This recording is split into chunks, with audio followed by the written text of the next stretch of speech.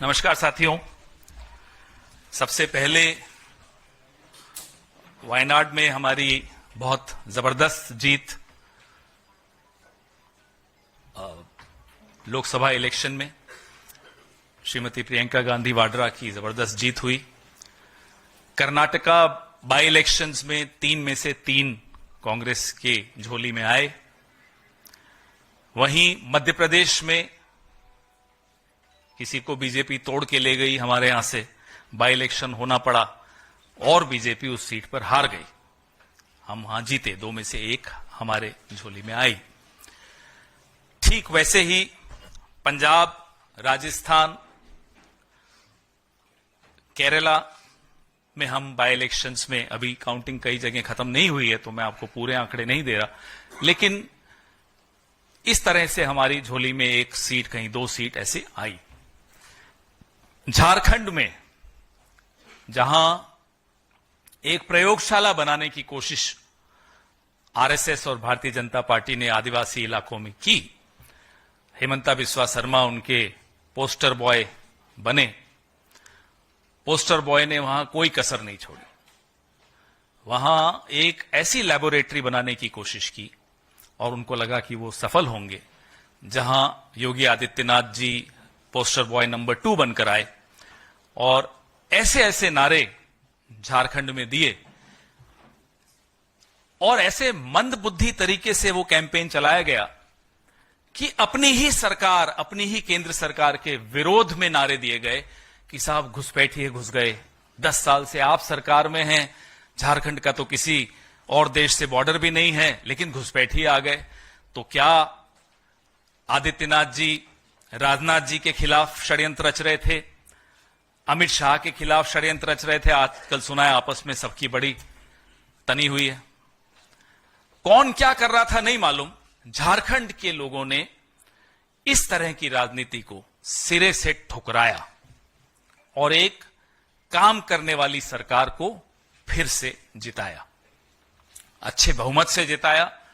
आप में से कई साथी बड़े चिंतित थे, साहब कांग्रेस तो सिंगल डिजिट में रहेगी, ये नहीं हो रहा, वो नहीं हो रहा, और चिंता आपकी मैं समझ सकता हूं।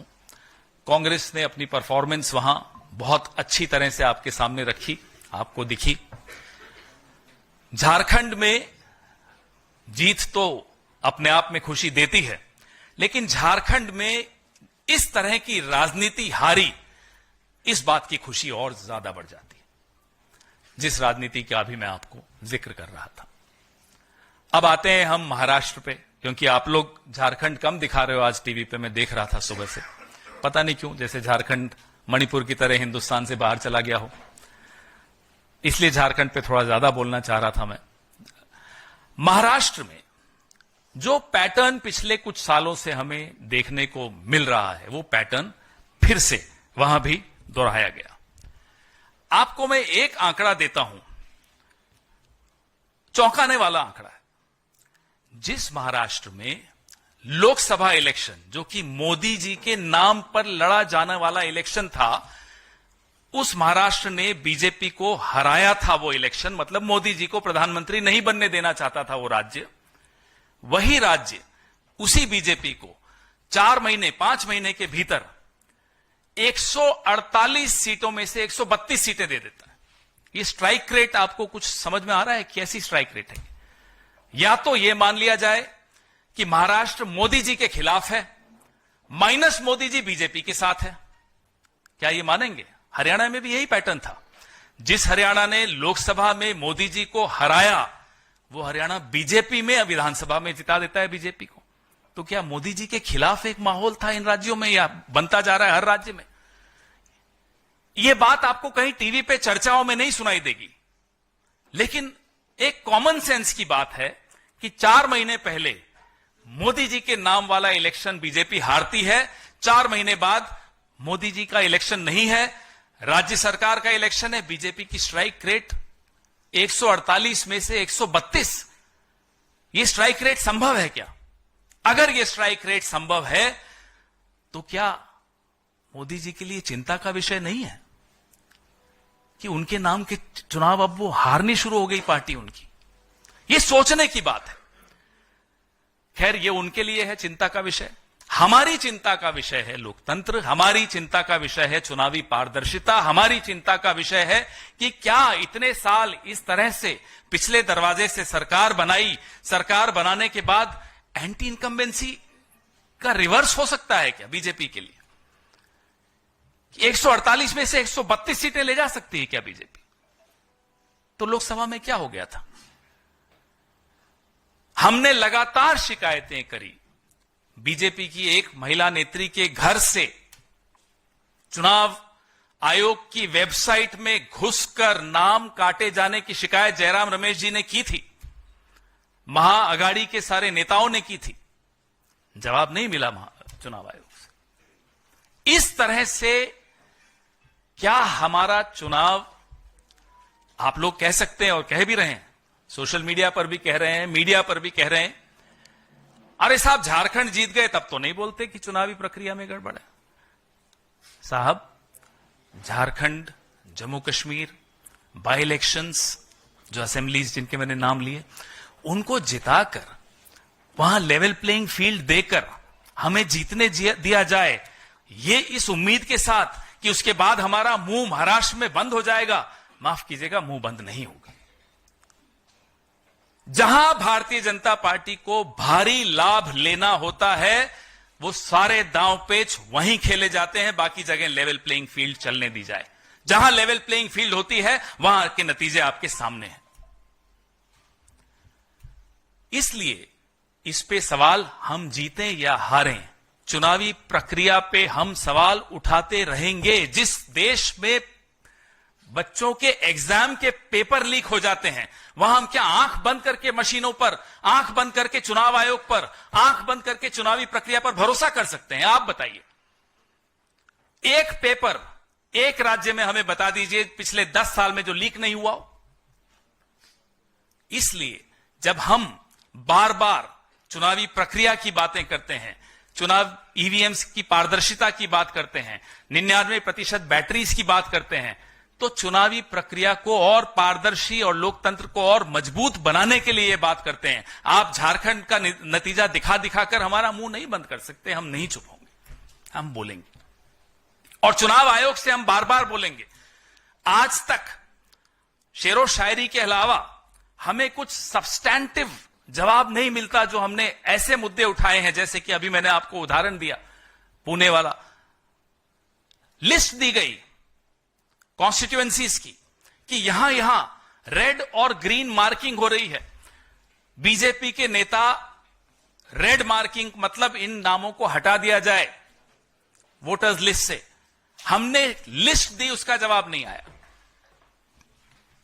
99% बैटरीज के बारे में आज तक जवाब नहीं दिया। शेरो शायरी जरूर आई, वो भी बड़ी वाहियात प्रकार की शेरो शायरी थी, उसमें भी कोई मनोरंजन नहीं था। तो इस तरह से अगर चुनाव होंगे और बड़ी शातिर तरीके से हमारा मुंह बंद कर दिया जाए, हम लगातार, हरियाणा में भी हमने ये आवाज उठाई कि, हमने ही नहीं, सिविल सोसाइटी, एनजीओज ने उठाई कि ये वोट शेयर कैसे बढ़ गया, वोटिंग परसेंटेज कैसे बढ़ गई। 1 घंटे, 2 घंटे, 3 घंटे, 12 घंटे में बढ़ता चला जा रहा है। चुनाव खत्म होने के बाद ये कैसे हो रहा है? जवाब नहीं आता। आज से 5 साल पहले कभी आपके पास ये मुद्दा भी सामने आया था कि ये परसेंटेज कैसे बढ़ रहा है चुनाव खत्म होने के बाद? रोज हर चुनाव के बाद और काउंटिंग से पहले कहीं ना कहीं आपके ही चैनल्स पे, सोशल मीडिया हैंडल्स पे ये खबरें चलाई जाती हैं, दिखती हैं, वीडियोस दिखाई देते हैं कि बीजेपी के नेता की गाड़ी में ईवीएम मशीन मिली कल नागपुर में, कल रात को, परसों। कोई जवाब नहीं। क्या चुप्पी से चुनाव आयोग अपने आप को, रात की नींद कैसे आती होगी इन लोग? चुप रहना कोई उत्तर होता है क्या? इसलिए इस देश की सबसे पुरानी पार्टी, इस देश की सबसे बड़ी पार्टी, इस देश में 54 साल 7 महीने शासन में रहने वाली पार्टी की हैसियत से और प्रमुख विपक्षी दल की हैसियत से हम अपनी ये जिम्मेदारी समझते हैं कि इस तरह के सवाल जो कि भारतीय जनता पार्टी को बड़े परेशान करते हैं, हम उठाएंगे। क्योंकि हमें आने वाली पीढ़ियों की चिंता है, हमें लोकतंत्र की चिंता है, हमें इस देश में पारदर्शी चुनाव करवाने की जिम्मेदारी हम अपनी भी मानते हैं। मैं जयराम रमेश जी से आग्रह करूंगा कि इस प्रेस वार्ता को आगे बढ़ाएं। शुक्रिया। पहले तो मैं झारखंड की जनता को बधाई देता हूं कि उन्होंने हमारे देश के लिए एक नया रास्ता दिखाया है, मार्गदर्शन दिया है। ध्रुवीकरण की राजनीति को निर्णायक तरीके से उन्होंने ठुकराया है। क्या क्या नहीं कहे गए चुनावी अभियान के समय। हेमंत बिस्वा शर्मा, उत्तर प्रदेश के मुख्यमंत्री, केंद्रीय कृषि मंत्री शिवराज सिंह जी चौहान, खुद गृह मंत्री और प्रधानमंत्री ने क्या क्या नहीं कहा। और सारा चुनाव झारखंड में सिर्फ एक मुद्दे और एक शब्द पर लड़ा गया, और वो है घुसपैठी। भय पैदा करने की खूब प्रयास की गई, पर एक निर्णायक तरीके से झारखंड की जनता ने अपना जवाब दिया है।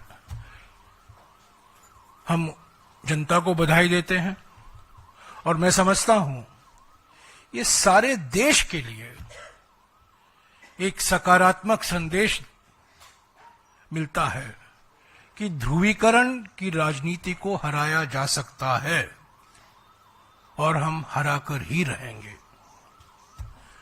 महाराष्ट्र के बारे में जैसा कि पवन खेरा जी ने कहा, इसमें कोई दो राय नहीं हो सकती कि टारगेटेड तरीके से निशाना बनाकर ये लेवल प्लेइंग फील्ड जो होता है, जो बार बार चुनाव आयोग इस शब्द का इस्तेमाल करता है, इसीलिए हम उसी शब्द का इस्तेमाल कर रहे हैं, level playing field. Level playing field को बिगाड़ा गया है, जानबूझकर, निशाना बनाकर, टारगेटेड तरीके से ये लेवल प्लेइंग फील्ड महाराष्ट्र में बिगाड़ा गया। चुनाव के नतीजे आए हैं, ये अप्रत्याशित हैं हमारे लिए। महाराष्ट्र के चुनाव के नतीजे हमारे लिए अप्रत्याशित हैं, हमारे लिए अति आश्चर्यपूर्ण, और मैं समझता हूं ये भी कहा जा सकता है ये अकथनीय है। इसका कोई समझने की कोशिश करेगा वो समझने नहीं पाएगा। कई लोग विश्लेषण कर रहे हैं सुबह से, विकास की जीत हुई है। अकथनीय मीन्स इनएक्सप्लिकेबल। सुबह से विश्लेषण चल रहा है कि विकास की जीत हुई है, और एक एनसीपी अजीत पवार के नेता ने कहा है कि कांग्रेस पार्टी का जो फेक नैरेटिव था लोकसभा के चुनाव के समय, उसको महाराष्ट्र की जनता ने ठुकराया है। ये बिल्कुल गलत है, इसमें कोई संदेह नहीं होनी चाहिए किसी के मन में कि जो हमारा लोकसभा चुनाव में जो एजेंडा था, जो हमने मुद्दे उठाए थे, आर्थिक असमानता, सामाजिक ध्रुवीकरण, संविधान की सुरक्षा, जाति जनगणना, और ये जो मोडानी घोटाले हैं, ये मुद्दे आज भी उतना महत्व रखते हैं और रखेंगे जब लोकसभा चुनाव के समय हमने उठाया था, हमारे नेताओं ने उठाया था, कांग्रेस अध्यक्ष ने उठाया था, राहुल जी ने उठाया था। जाति जनगणना, 50% आरक्षण की सीमा अनुसूचित जाति, अनुसूचित जनजाति और ओबीसी वर्गों के लिए, मोडानी घोटाला, ये सब मुद्दे रहेंगे, और हम समझते हैं महाराष्ट्र की जनता ने इसको ठुकराया नहीं है। कैसे ये नतीजा आया है, इस पर जरूर हम और जांच करेंगे, इसका विश्लेषण होगा, ये स्वाभाविक है। पर आज हम ये कह सकते हैं कि जो जीता है उनको भी ये अनुमान नहीं था कि ये नतीजा आएगा। हमको तो पहले से ही हम ये मानकर चल रहे थे कि हमें जनादेश मिलेगा, जनता हमारे साथ है, महाराष्ट्र के किसान नाराज हैं, महाराष्ट्र के जो वर्किंग क्लास है उसके सरकार के खिलाफ है। और एक माहौल जो था महाराष्ट्र में 4 महीने पहले, 5 महीने पहले, वो आज भी वही माहौल है, ये हम मानकर चल रहे थे और सभी लोगों का ये मानना था। पर जो नतीजे आए हैं ये बिल्कुल इसके विपरीत हैं। पर इसका माने ये नहीं है कि हम हमारे एजेंडे से पीछे हटेंगे।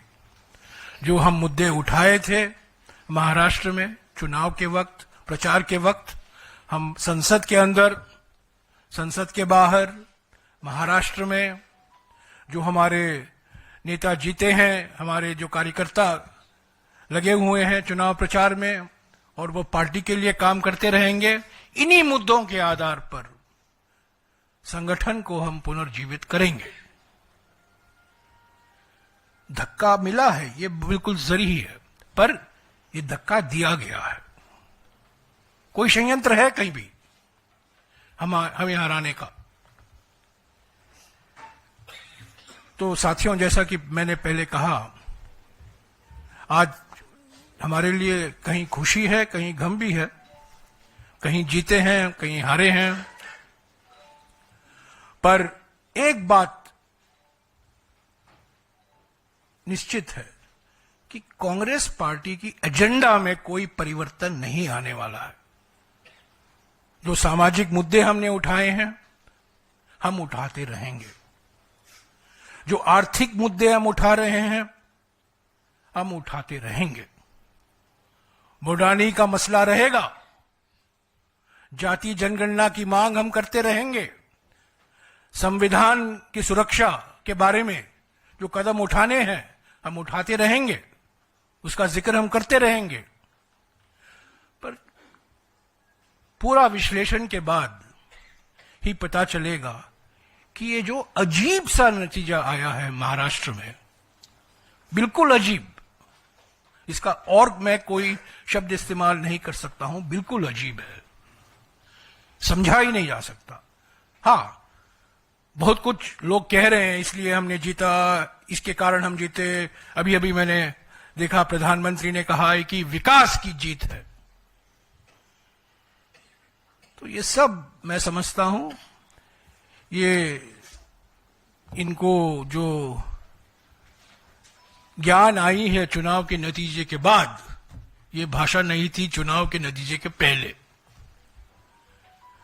तो ये एक टारगेटेड निशाना बनाकर ये नतीजा निकाला गया है। पर हमारा हौसला कमजोर नहीं हुआ है। हम हारे हैं जरूर, पर हार जीत होती रहती है। हम लड़ेंगे, लड़ते रहेंगे, जनता की मुद्दे उठाते रहेंगे और संगठन में जो और मजबूती से हमें काम करना है, महाराष्ट्र में खास तौर से जो कदम उठाने हैं, मैं समझता हूं अगले कुछ दिनों में कांग्रेस अध्यक्ष और राज्य के जो नेता हैं उनके बीच में बातचीत होगी और जो कदम उठाने हैं उठाते रहेंगे। अगर आपके कुछ सवाल हैं तो अभी और। जयराम सर। हाँ जी, नहीं, एक मिनट जी, इस साइड से, क्योंकि आलोचना होती है कि हमें। हाँ, yes sir. राइट में Sir. दक्षिण। Yeah, sir. So my question is that there is an allegation, there is a statement that is coming in from the TMC saying that in every election, the TMC tries to block the BJP, and now at the national level, it is not Congress but the TMC that should in fact be appreciated and should be pushed forward to defeat BJP. How does the Congress sees this statement? We are discussing Jharkhand and Maharashtra. To the best of my knowledge, TMC is not a player in either of these two states. now is what the We are discussing, I don't want to discuss issues that are not of great relevance to the issue that we are discussing, which is the election results. अच्छा जयराम जी, अभी आप लोगों ने कहा कि झारखंड में ध्रुवीकरण की राजनीति हारी है, लेकिन महाराष्ट्र में फडणवीस भी यही बात कह रहे हैं कि वहां कांग्रेस ध्रुवीकरण की राजनीति कर रही थी और वहां वो इसलिए हारी है. कौन कर रहा था? थोड़ा कंफ्यूजन है. नहीं, अब मुझे नहीं लगता देश में किसी को भी ऐसा कोई कंफ्यूजन है कि ध्रुवीकरण की राजनीति कौन करता है. 75-76 साल में अगर 54 साल 7 महीने हम सरकार में रहे हैं तो कम से कम इतना तो समझ लीजिए कि ध्रुवीकरण करके तो नहीं रहे होंगे. सबका वोट मिलता है तभी हम जीते. और जैसा कि जयराम जी ने कहा, हमारा जो समावेशी जो हमारी विचारधारा है और समावेशी नीतियां हैं, उससे कतई कोई समझौता नहीं होगा. वैसे मैं आपको बता दूं कि धारावी में कांग्रेस 24,000 वोटों से जीती है. अगर किसी को बहुत खुशी हो रही होगी कि हमारा धारावी का प्रोजेक्ट हो जाएगा अब तो मैं बता दूं धारावी के लोगों ने बड़ा अच्छी तरह से जवाब दे दिया है. सर अब पूछ लो. मैं ये भी कहूंगा कि अगर जातिगत जनगणना की मांग को ध्रुवीकरण के साथ जोड़ा जाता है, ये उनकी मानसिकता दर्शाता है. जब हम ध्रुवीकरण की बात करते हैं, ज्यादातर हम धर्म के आधार पर जो समाज को बांटा जा रहा है, ध्रुवीकरण करने की प्रयास की जा रही है धर्म के आधार पर. और जो आलोचना की जा रही है कि जब हमारे नेता, खासतौर से राहुल जी, कांग्रेस अध्यक्ष जी, जाति जनगणना की बात उठाते हैं, वो समाज का ध्रुवीकरण कर रहे हैं. मैं नहीं समझता हूं ये सही है. ये मैं समझता हूं संविधान का अपमान है, संविधान के निर्माता बाबा साहब अंबेडकर जी का अपमान है कि जाति का जनगणना की मांग को ध्रुवीकरण से जोड़ा जा रहा है. सर अब पूछ लो. सर जयराम सर इधर से भी. एक मिनट आना, धीरे धीरे वहां धीरे लेफ्ट राइट से centre. You have, attacked no less than the Election Commission on electoral rolls. You have said various other acts of omission and commission on the Election Commission. Who stopped you from raising these issues, taking it up if the referee was not fair? What did you do, and why are you now blaming it after the entire match is over, that the referee is wrong? Well, during the match also, we kept approaching the election commission. Wait, just a minute, I know what you're saying. So, we kept raising this issue. Mind you, my friend, I know you belong to a particular channel, but I'll still say it in response to your question. Just as nobody believed us when we spoke about Mr. Gautam Adani, now that the DOJ, now everybody is barring one channel, everybody is talking about it. Similarly,